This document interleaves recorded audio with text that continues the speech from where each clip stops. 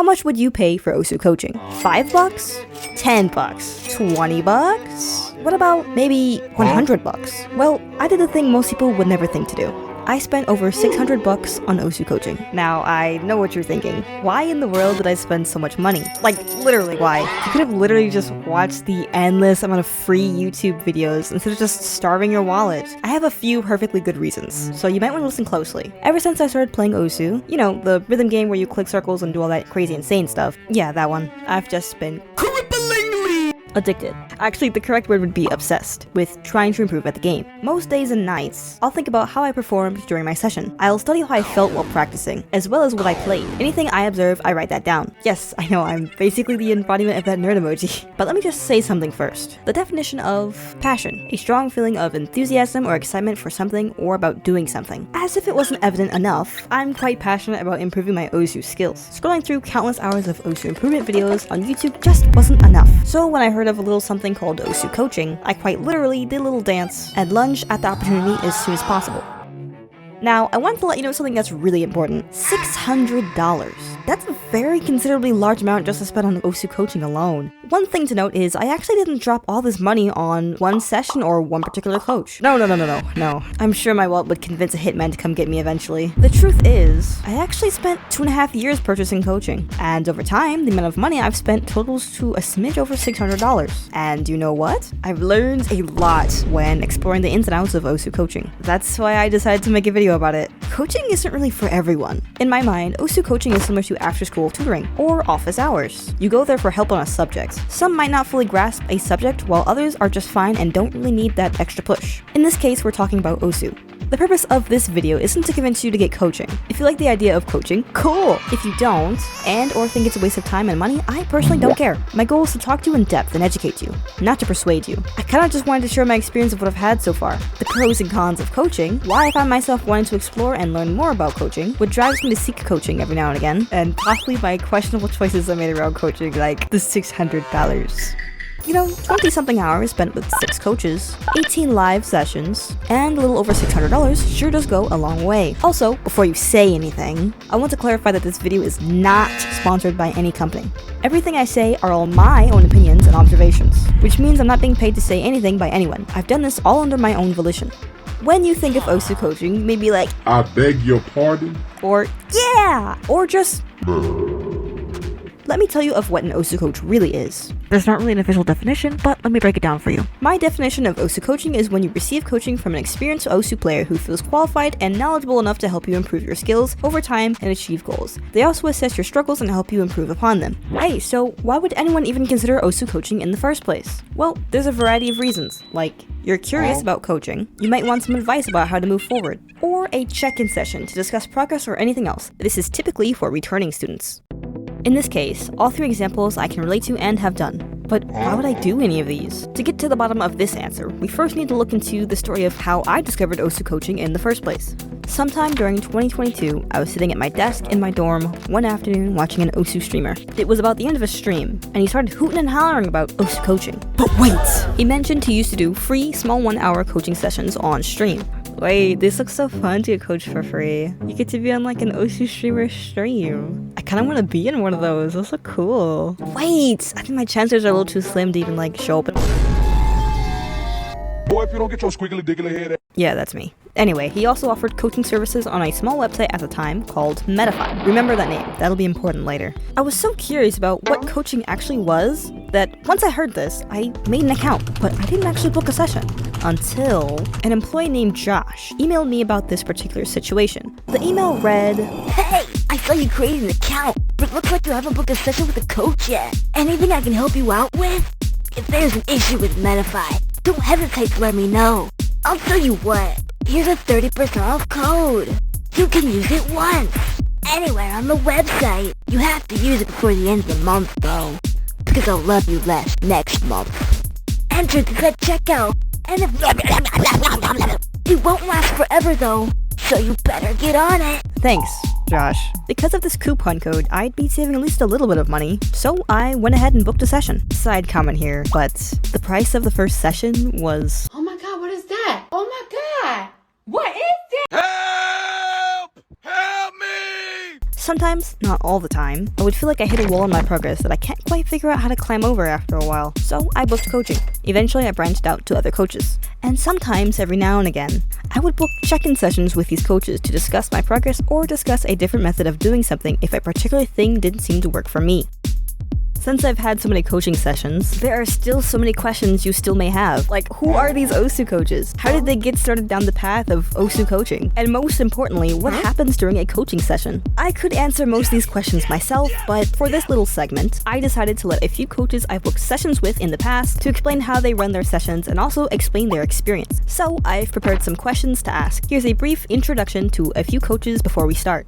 Bloo. This is Bloo. He's been playing for over 10 years. He's from the UK. His peak top rank is around 68. Also, he likes basketball and visual novels. Akani. This is Akani. He's been playing OSU for over 10 years. He's from Switzerland. His peak top rank is around 300. And fun fact, when I first booked a session with him, he recognized who I was when my YouTube channel only had about 100 subscribers at the time. Shike Sora. This is Shike Sora, aka Shike. He's also been playing for over 10 years. He's from Uruguay. His peak top rank is around 300. He's one of the nicest and hardest workers I've ever met, and also he's in that DigitalHypno video.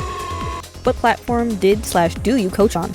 Metafy. So the first platform I use is actually Fiverr. When did you start coaching? Around OWC 2022. 2021, 2022. So I started coaching also in around early to mid 2021. What inspired you to start coaching? If I'm being honest, at the start it was to help support me going to an OSU event one year. I knew I had enough knowledge and experience to be able to do a good job. I wouldn't have even started if I didn't think I could coach well. It would feel disingenuous. However, as I started coaching more often, I started to really enjoy teaching people and seeing them learn and get better at the game. It's like just passion. I just love the game. I've really always been like driven to improve at the game, like a lot of OSU players. It's just the passion of teaching and being taught is what drives me. Approximately how many people have you coached? Over 50 at bare minimum. I'd say about 30 to 40 people. I looked at it a few months ago and it was around 700 to 800, I would say. Probably around 1,000. Where do you normally meet with students when a session starts? Discord, of course. Yeah, I meet them on Discord. So I have had sessions where the student prefers something that is not Discord, but it's always Discord. I have had the time where they're like, oh, I don't know what's Discord, or like, oh, can we just use Zoom instead? I'm like, okay, fine. But yeah, it's usually just Discord. How do you prepare before a session starts? Pretty much just read through the prerequisite questions I gave. For example, asking for a summary of what they'd like to go over and the reason for wanting coaching. So I usually like check out their profile and I kind of like get a sense of like what kind of player they are, how new they are to the game, what play style they have. Maybe if they have like a YouTube channel or a Twitch, maybe I'll check that out for a bit of information. Then I kind of like prepare and like get an idea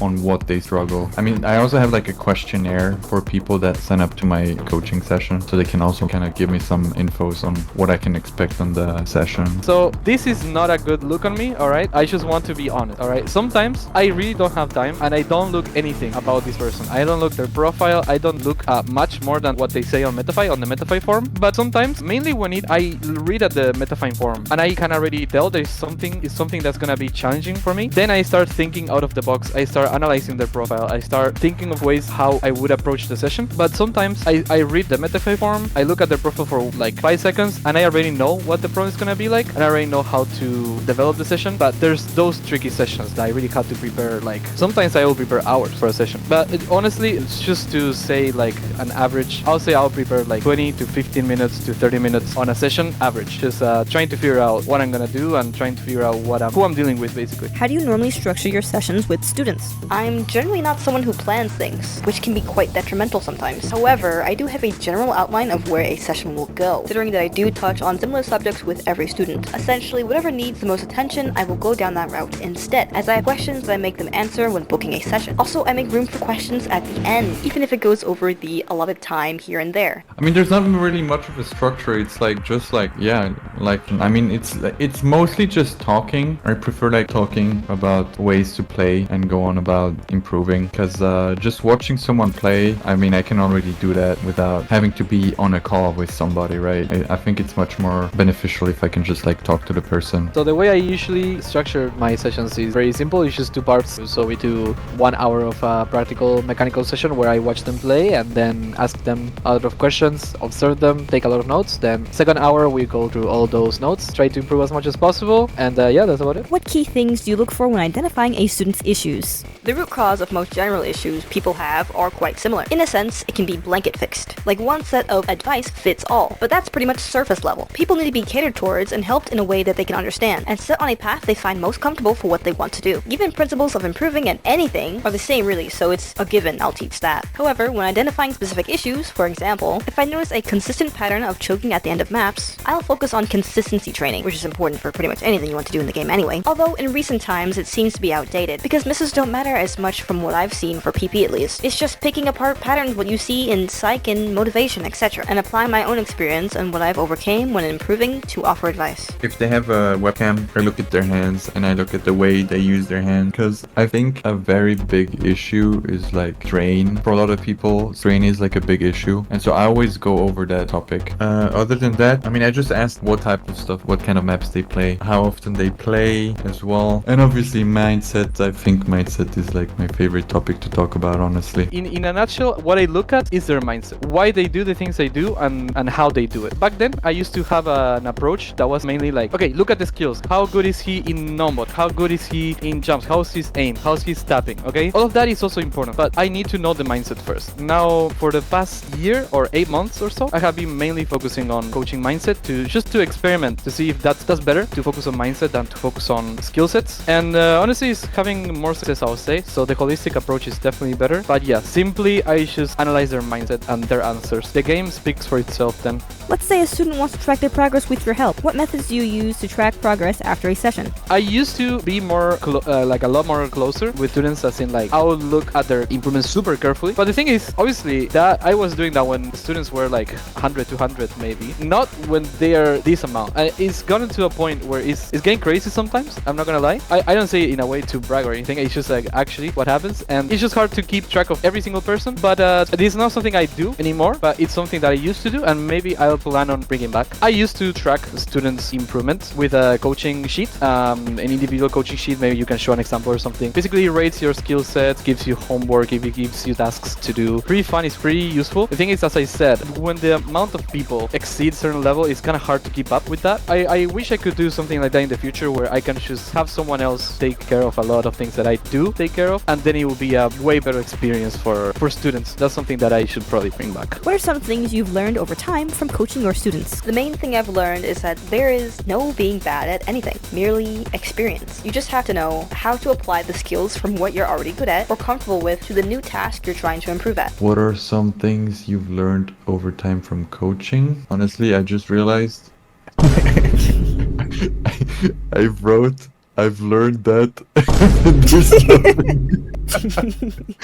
my brain can't stop there. I don't know. I've kind of learned like a structure, like my coaching sessions. Also, the different types of students, they can differ drastically. It's really interesting to see like all the different types of players, their play style, and what they've learned over time. You know, once you see their perspective, you can kind of like explain what you want to teach them in their perspective, and I feel like it also gives you an easier time to like coach other students as well. I learned that there's like a lot of different types of people and that no one really is the same, and every student that I coach, I learn so much. Things always happen but I don't know how to explain it. It's like up to like certain amount of people, up to like 200 people I coach, it's like, okay, I think I have seen every single type of personality there can be. The students teach me a lot of things every day, and some students blow my mind with things that I never even realized, and that just improves the way my coaching sessions work, and that just improves the quality of the product overall, and also my understanding of the game, because I just want to find the truth behind the game's improvement theory, and the students just every day make that job easier. Have you ever had a student tell you that they didn't improve after a session? Never strictly reporting that they didn't improve, but were struggling a little more than other people to apply my advice correctly. As far as I know, pretty much everybody I have coached has improved in some way or another, some more than others, but that's par for the course. In any case, I'm sure as you know already, I offer help pretty much whenever my students need it. They have my contact info, so if they've forgotten something or need clarification, I always try to respond to clear things up. No, I just don't think they would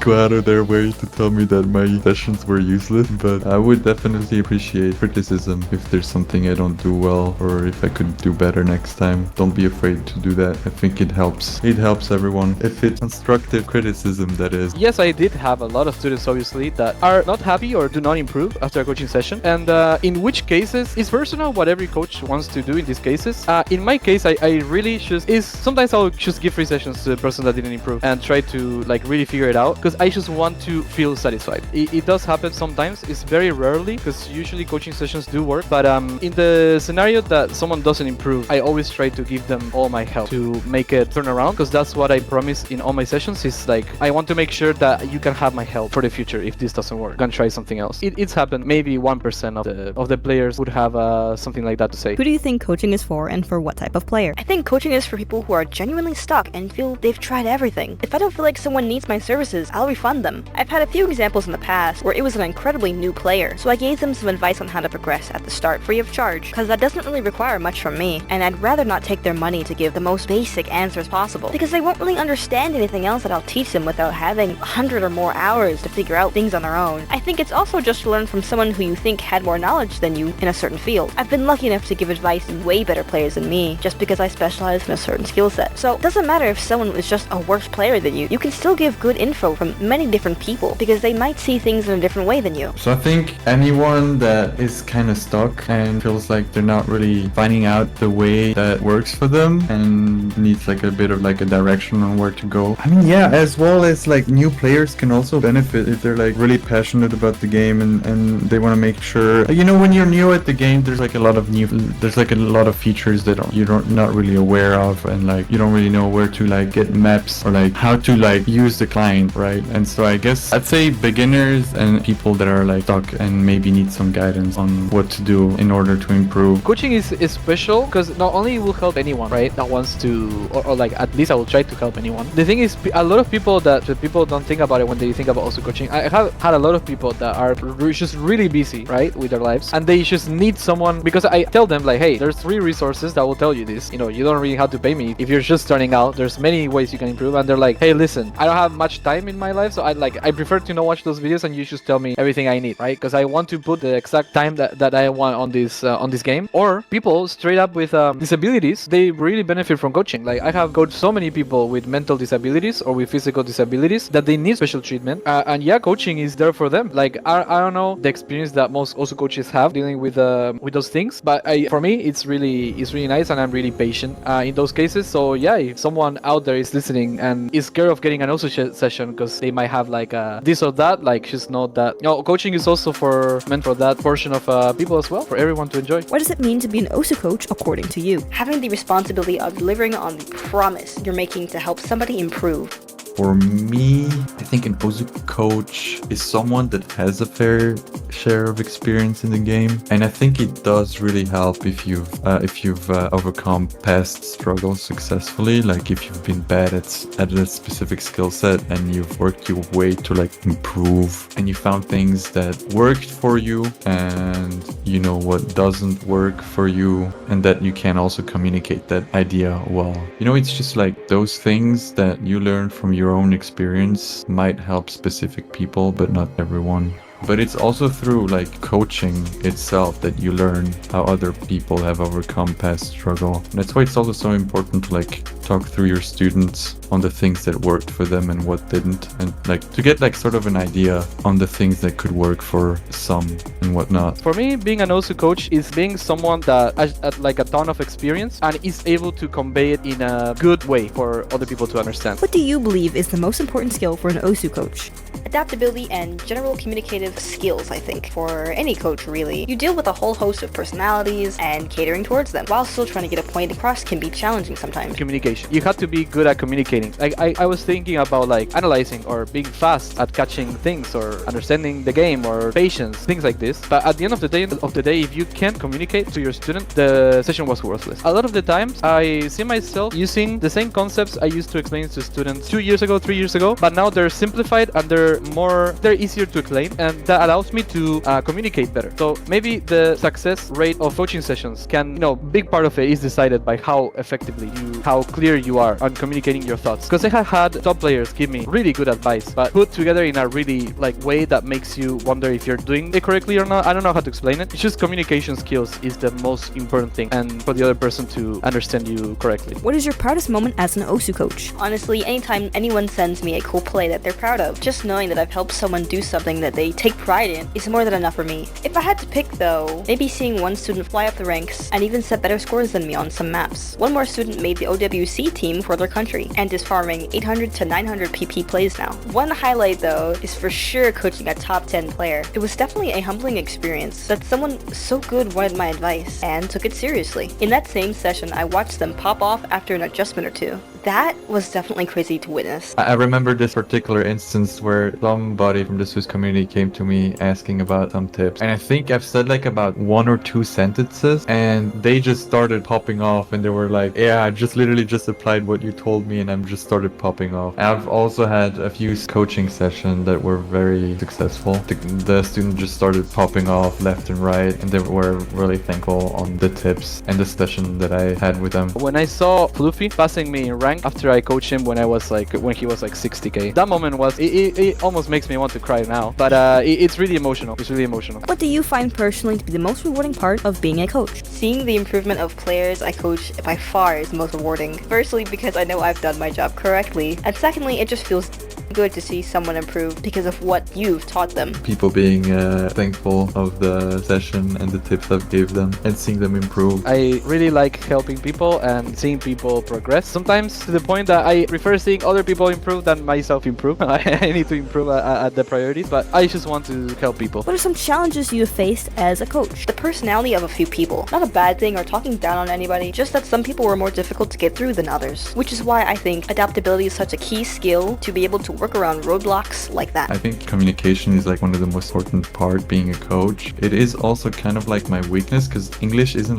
my native tongue. Do you say that like that? Native tongue? Native tongue, native language. Yeah, native language. And so I do get my point across, it's just not efficient. Sometimes I kind of yap for 10 minutes just to get one point across. I mean, that's exaggerated, but I feel sometimes I do take a while to be satisfied with the answer I want to give. I dealt with the challenge of not being native English speaker. So my main languages are Spanish and Portuguese, which is, pretty far from English. It's a completely different thing for me to do an accent and stuff. It was really hard in the beginning because my English sucked a lot more than it does now, even though it still sucks. But yeah, that was my biggest challenge. Yeah, and sometimes I will say it's the worst one because it really threw me off when I'm explaining something and the concept itself is super nice, super well, in my head, it sounds so good. And when I go say it, the guy just says, huh? And then it's really so annoying. Not because he's saying that, because I suck. I get angry at myself. If someone was looking to become an OSU coach, what advice would you give out? Test the waters, I think. If a friend asks for advice on how to get better, try to come up with something concise and appropriate. If your advice really helps, then I guess you're on your way. I do think there's a certain level of experience you should have at least. For example, I don't think someone who's only been playing for a year that hasn't made significant progress in their own play should coach. Casual advice between people is different, of course, because what works for you might not work for somebody else. Other than that, I think if you have the experience and the knowledge/skill, as long as you can articulate yourself and adapt to the personality and playstyle of whoever you're speaking to, then you'll be fine. Lots of experience in the game. I'd say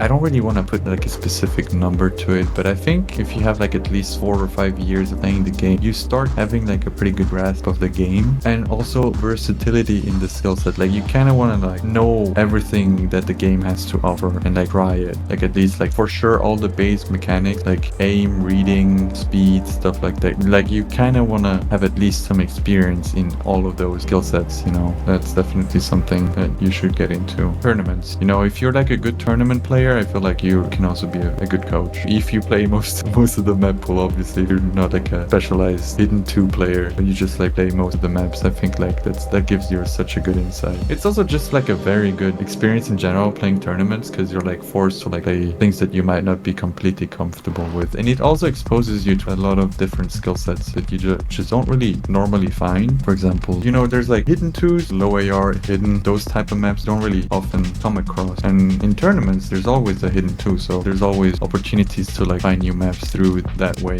And also you can just like download map sets from map pools. If you plan on being a versatile player, play map pools. So this is debatable. I'm sure a lot of people won't agree with what I say, but if you want to be a good OSU coach, you want to try become really good at the game first. Because in my experience, my most successful OSU coaching sessions are the ones that I know the problem because I already went through that. So it's really easy for me. I don't have to think out of the box for what the solution might be. I already know how to deal with that. So that makes it so much easier. I say it's controversial because a lot of games have like, league. It's like there's some coaches that are platinum diamond and they are coaching the best players in the world, right? That's why a lot of people might disagree. I just really think my coaching gets better as the better I get in OSU as well. What do you think qualifies someone as an OSU coach? I think it's about how well you can articulate yourself and get a point across, and not how good you are at the game. Even the greatest players in sports need a coach, most of the time who never even reach a fraction of that level. Not to say being great and having that experience is a downside, however. The thing is, OSU coach sounds like, the word coach sounds like you're doing it professionally, right? But let's not assume it's only professionally, or we assume it's professionally. Sure, I guess so, yeah. If it's professionally, then I'll suppose an OSU coach will be someone that has knowledge to share with the world, and it's knowledge that they think is valuable enough to put a price on it. And also coaching can be free, of course, but we were talking about professional specifically, so that's why I said that. But yeah, I think that's what I think. What about unprofessionally? What do you think? Honestly, also coaching can be just giving a map to your friend. I think spectating someone like your friend and start to give him maps that you think he can do,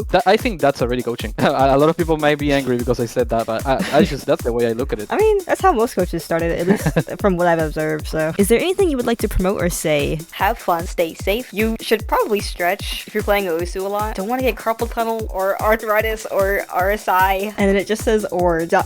Don't take the game too seriously. Chill out, enjoy the game, like a wise man once said. And don't forget to subscribe to Kuma. She's absolutely goated. If you want some crazy OSU content, yes. I'll say that OSU coaching, you could give it a chance, but right now it's not as professional, it's not as detailed. Coaching didn't start like 10 years ago, plus, for example, league coaching started. So even though I would love to promote it, say like, hey, go get coaching, it's an amazing experience, you're gonna improve 100%. Sadly, I can't really guarantee that. I don't feel that confident yet. I feel confident in myself, in my own coaching, but I'm talking about generally OSU coaching in general. The reason I feel more professional at least, or more higher quality, is just because I've done it so much. You need to assume that it's not gonna be the super professional experience that could be in another game that is more developed, but give it a chance. There's people that live in bad conditions that could use that help really, and then you might also improve and make some friends and have a good talk. Based on these interviews, each coach shares similar experiences. For example, they share somewhat similar beliefs when it comes to coaching others. They all started out mostly coaching friends. Eventually, they started charging money for their coaching services. Some are not native English speakers, so they sometimes struggle to convey their thoughts. And of course, they're all so passionate about what they do. Another thing I've noticed, it's also included in the interviews I just covered, is that not all coaches coach the same. What I mean by this is that different coaches have different coaching styles. From my experience, during a session, most coaches seem to be mostly gameplay focused. They observe your gameplay as you play live. Others, like Akani, might discuss your problem areas instead of watching you play. Basically, they just talk with you the entire time. To be honest, at first, originally, I thought this was just a waste of time. Like, aren't you going to evaluate my gameplay? There might be something you're missing. As the session went on, I realized they were spitting some useful information that was actually beneficial and helpful. And you know what? These types of coaches aren't that bad. They still teach useful things, just like the coaches who are more gameplay focused. And in rare cases, hopefully this will never happen to you, the coach will just watch you play, say a few obvious comments, and then dip because there was nothing else they thought to say. They might give you a resource or two, but other than that, you might not get much out of it because they didn't give much advice on how to take steps to improve further. This is what I call a bad coach. Let's change the subject to something I call good versus bad coaches.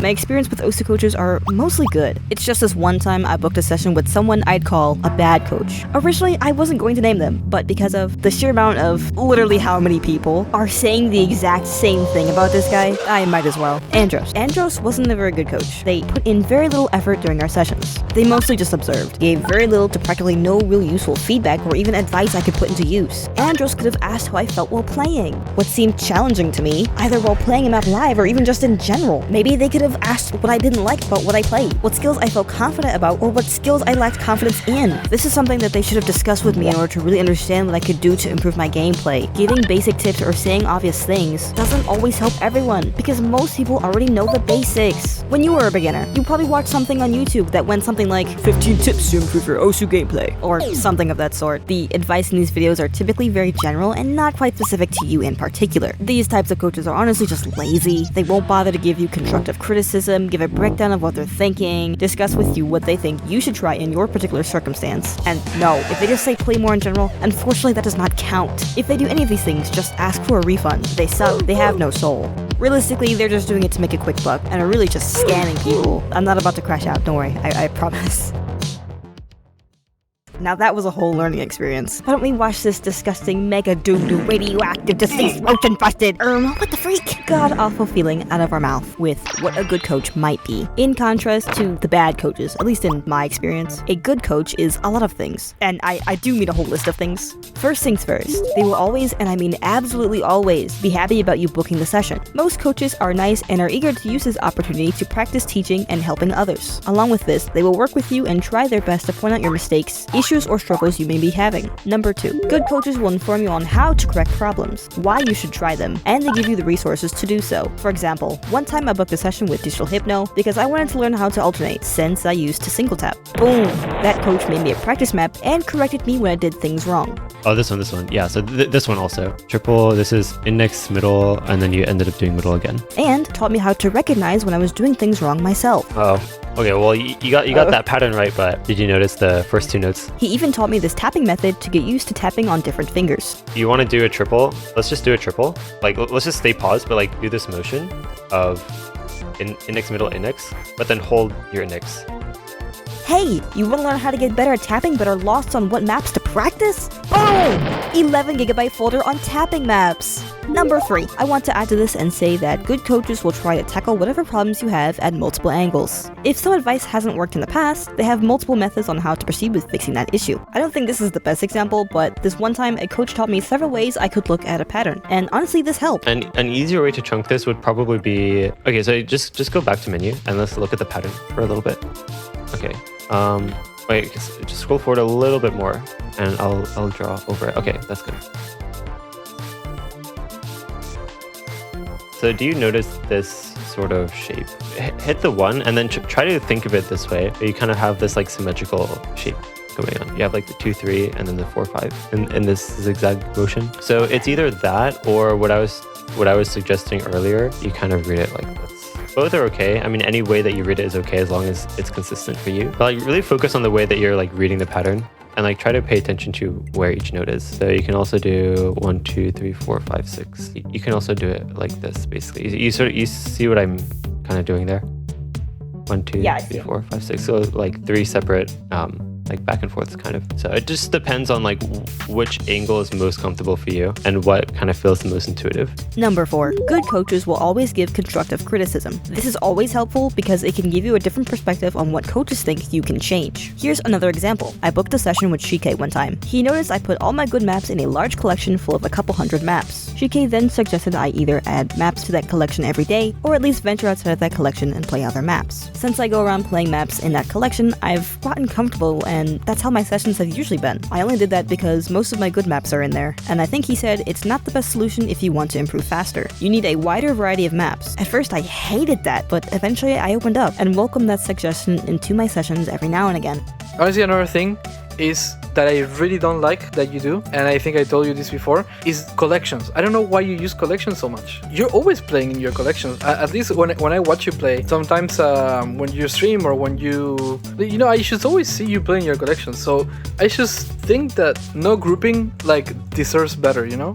Like I think you're treating no grouping kind of bad. And no grouping didn't do anything to you, you know? You had to play more in no grouping. And collections are fine when you actually don't know what to play, or you want to play a banger, or you want to play a specific map that you know might be here, or like certain goals that you have, for example, or like I know I can farm this type of map. I think that's fine to do. It's like, okay, 400 PP farm. Okay, like, okay, I'll just try all the maps that I can 400 PP on. I think that's a good way of using collections. But you're just like playing normally and you're only playing your collections, and And I feel like that way of playing is only viable if you're updating your collections every single day with like 20 maps, 30 maps every time you play. I feel like if you don't do that, then playing a 2-hour session where 80% of the time you're playing collections, it would just make me feel kind of empty, no? Like it would just make me feel like I need something new. Even if it's a map, it can provide you something. I don't know, I just feel like this is how everyone plays, this is how I play, this is just how also is supposed to be played, you know? You just go here,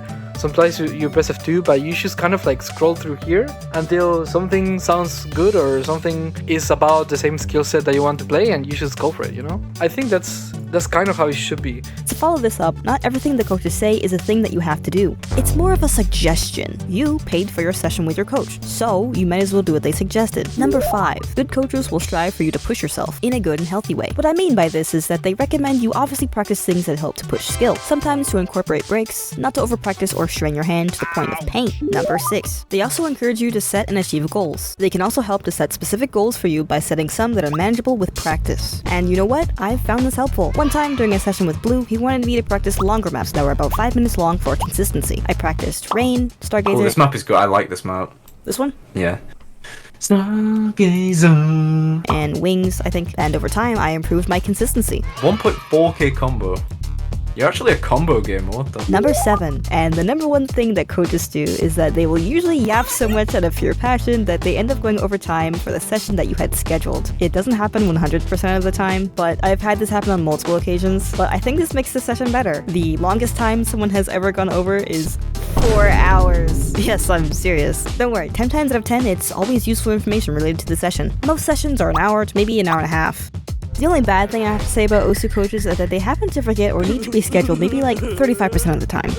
If you still have your brain cells intact, do you remember the website I mentioned earlier called Metafy? Well, that's the website I booked all my coaching sessions on. Another website you could also book coaching from is Fiverr. I actually haven't booked coaching from Fiverr, so I can't tell you what the coaches are like from over there. Except for Shuke, I've seen him over there, but I've never actually booked a session from him on Fiverr. Metafy is absolutely amazing, even though it seems like they change the freaking UI every 5 minutes! They're just crazy with their website. Again, I'm not sponsored by them. When you book a coaching session on their website, coaches have various types of coaching sessions. Black Friday. The most common way to list your OSU coaching sessions were by having a first-timer session. The second most common type of session would be the returning students session. Surprisingly, this has changed over the years since coaching has evolved a bit. Coaches don't really have a first-timer or returning students category anymore. Now, they just have the regular one-on-one coaching sessions for everyone and everyone. Of course, that includes anyone who's booked a session previously as well. There's other types of session types coaches have as well, but I'm mainly talking about the most popular ones. I find that the process for scheduling coaching is actually very outstanding because you can see the coach's availability. Sometimes you can see their availability up to 2 months. There's also built-in time conversion, so if you're bad at time zone converting, like me, it just does it for you. Also, if you or a coach need to reschedule, it's literally as easy as just choosing a different time with 2 clicks, or if you really want to, you can just negotiate with the coach directly. When you book a session, the coaches will want to know everything about why you booked a session with them, so they might ask you a few questions before the session starts.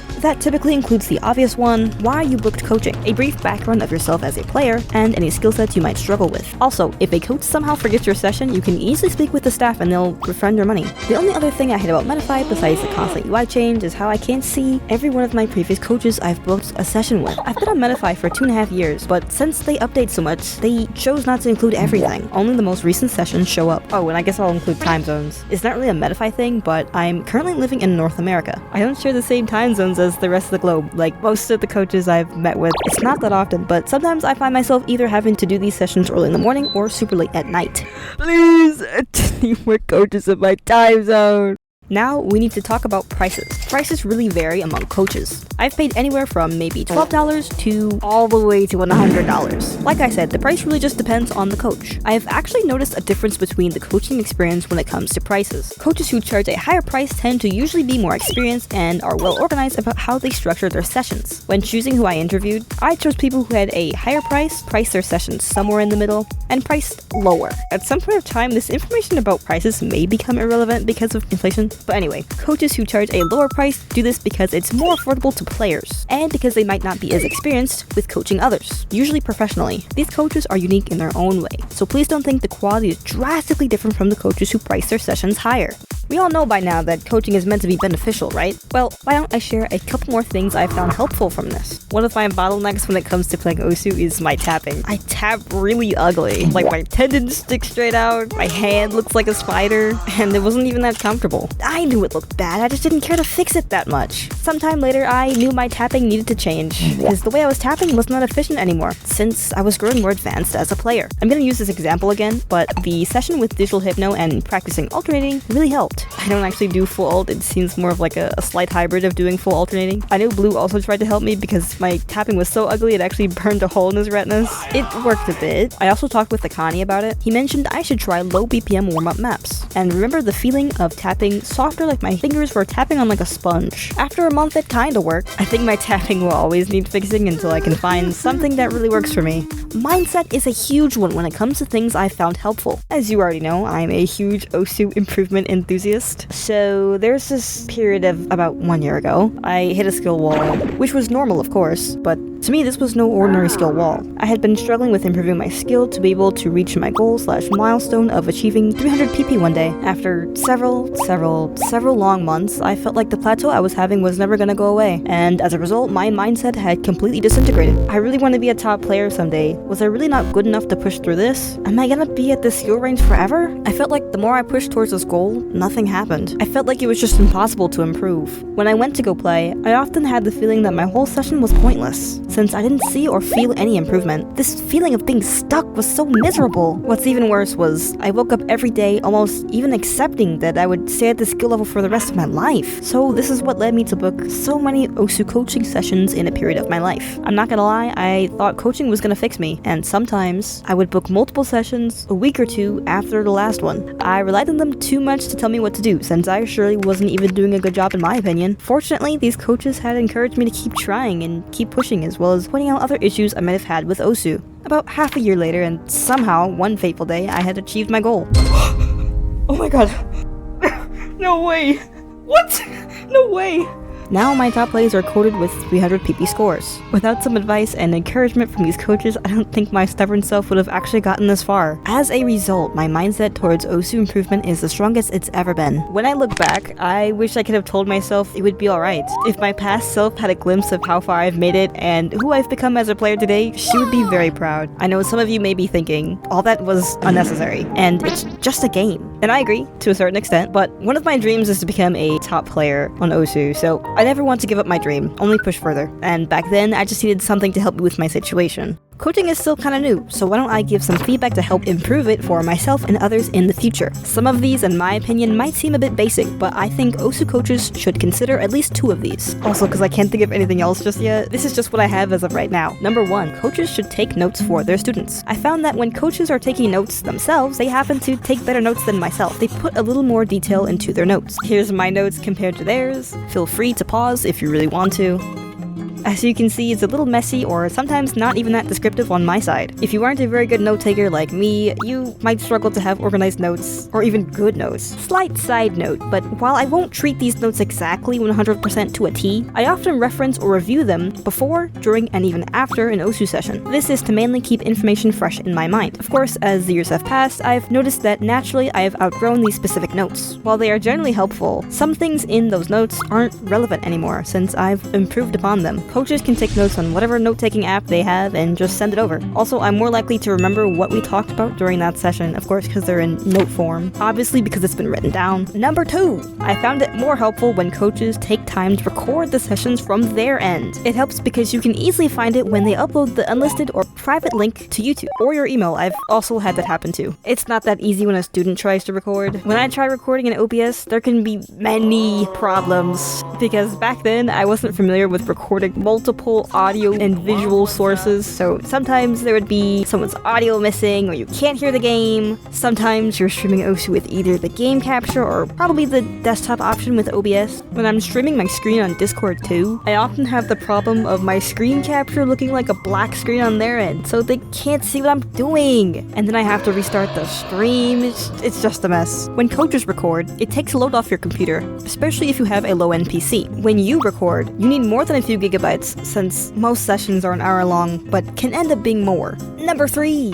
Coaches, no hate, but especially to the ones with less experience, should have a handful of maps to test their students on. I've noticed more experienced coaches without fail would recommend a map during the session they think that would test a student on a particular skill set. I find that usually the coach would do this as a little test to confirm a skill set check. They won't tell you what they're checking, they save their thoughts for after you're done playing the map. Why did I send you this map? Why did I make you play this, alright? So, during the session I started to realize something, and it's that, I had a theory, is that your reading, alright, is pretty solid by itself. Like, you can read low AR, you can read dense patterns, but your reading is mostly rhythmic and structural. Following the flow of the structure, just like modern maps, it's just like easy to do it that way. But then when it comes to like awkward visual, more like a visual reading, your reading, it's a day and night basically. Like your structural reading and your flow reading, it's so good, but then your visual reading, like on these ones for example, like you need to be good at sight reading, you need to be able to read both structural and rhythmic and also visually, like things that don't make sense on timings that are awkward, you know, you still know how to do. So there's some kind of all maps that you can do because you have good reading, solid reading, but there's some other maps like these ones that you can't do because you're only used to follow a structure and not note by note. It's like, imagine you had to play the game without sound for the rest of your life. You will need to learn a lot of that visual reading to kind of like know when to click. So I feel like that's not your fault, because it's just modern OSU shapes you that way, and it's a problem that I see with a lot of people most recently. The solution is simple, it's just to play all maps. Like, you play all the maps, you will improve at that, because all maps are shit. Like, they don't make sense. And when I remember when I first started playing OSU, the maps were shit. I didn't have maps like the nice maps that there's today. The maps were a little bit shittier quality, and you kind of like were forced into having both a good structure reading, because there was no structure back then until Monstrata kind of came and started doing something like very, very step by step. So it was not a rough change for me, but it was mainly just all visual. People getting SSs on like super awkward maps that are like AR7, CS6. And I feel like that is holding you back a lot, actually. And that's also gonna make it better for your future, because you're gonna be able to sight read way better. But I find that sometimes when I ask coaches who don't do this, I feel kind of betrayed. Since in my mind, coaches should have a map or two that they think that might challenge a student appropriately. It's kind of like, you're the teacher, so shouldn't you like maybe try to dig a little deeper to confirm your thoughts on like a student's skill maybe? All coaches are different, so it's like, whatever. Over the past 2.5 years, almost 3, I've learned a lot from the time and money spent on OSU coaching. Through the countless hours I've spent trying to improve my gameplay, sometimes I hit a wall, and that's natural in skill progression. A painful lesson I've learned time and time again is that gaining skill is unfortunately not quite linear. But what I am happy about is that coaches are here to direct anyone in the right direction. They're here to be your personal cheerleader. They're here to lead. What matters the most is that you try your hardest. Motivate. I'm not even doubting. I know you will be able to do it. Problem solve. What I was suggesting earlier, you kind of read it like this. Encourage. In general though, like, keep doing what you're doing. Laugh. There you go. Pride.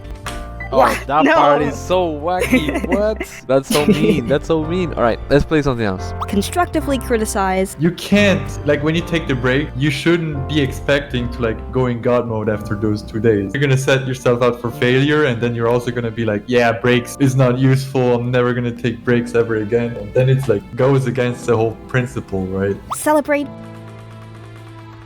Oh my god! And most importantly, coach you. I'm glad that they are so passionate about OSU and that they take the time to provide and offer their wisdom to people like you or me. Coaches can be a very important part of helping to cultivate seeds for growth. When you get into trying to improve a skill, coaches are here to help push you in the right direction no matter what. An obvious lesson I learned through this was don't fall back on coaching all the time when you feel stuck or that not much progress is being made. First of all, your bank account will be drained and your money will be gone because it gets expensive sometimes. And secondly, you won't have your problem solved in an instant 99% of the time. Finding out how to climb the wall of improvement yourself is also important. That's how learning works sometimes. Experimenting with different mods, methods, or settings can also be beneficial for you. From this, you can kind of gauge what you feel seems to work most of the time. Of course, if you feel incredibly stuck or stagnant with your improvement, then OSU coaching is definitely something worth looking into. Furthermore, as an OSU player, I'm seriously dumbfounded about the amount of ways you can turn OSU into a business. For example, we have the most obvious answer that you can stream OSU on Twitch or YouTube. Basically, you can become an an Osu streamer. However, there's another option: advertising. Some coaches, like Shike over here, likes to advertise his coaching services. It could be through a Discord server, YouTube channel, posting on social media, or a website. The amount of effort this dude puts into this is actually incredible. Not too many coaches put this much effort into advertising their services, which isn't a problem, of course. You most likely aren't going to make a living out of it, but maybe make this more of a side hustle or a hobby. To people who think they can make a quick buck from Osu coaching, please reconsider. Sadly, you've lost the plot if you're just doing it solely for the money. Osu coaching is more than that. Coaching is about being passionate about the game and what you are teaching. You need a deep understanding of the game and also a notable amount of experience in the game as well. Coaching also requires communication skills. If you can't properly execute what you're saying or have trouble speaking with others, this isn't for you. With all the knowledge I have now, would I ever be a coach? You know, I'm not actually sure. I mean, at least not at this point of time. In the future, maybe, but I'm not 100% sure if coaching is even for me. Heck, it might not even be for you either. Honestly though, with all my experience being around coaches, I've noticed that I start to think like a coach sometimes. I guess that's a good thing. To end this video off, I suppose this is sort of a big thank you letter to Osu coaches. I appreciate their passion in what they do. I'm sure they're happy to see I made a video like this, especially since Osu coaching is still sort of a newer thing right now. I hope you liked my attempt to educate you. I really tried with this one, including my last video about the Osu Arcade 2. Thanks to the coaches who let me interview them. Also, thanks to Willy and their video called Is Osu Coaching Useful? Because I watched this video a few months ago, I continued the script for this particular video that I originally started back in 2024. I rewrote the script 3 times. I changed the interview questions to become more interesting and actually good, used 3 different editing softwares for different parts, finished this semester's finals, and I'm the only editor for my videos, so it took quite a substantially long time. Sorry this video took so long, y'all. Oh my god. I have similar videos to this one, so you might as well consider subscribing because I know you will like my channel. Follow me on Twitch. I happen to stream on there from time to time. Leave a comment because I like to read the comments. They make me so happy. I like reading your thoughts on things and the kindness that you guys send. It's also so heartwarming. It makes me smile all the time. Thanks for the feedback on my last video as well about the User Arcade. Bonus points if anyone can comment down below and count the amount of times I verbally said coach and coaches, including the 2 I just said now. Also, please don't go around harassing any of the people I've mentioned or featured. Thank you for watching till the end.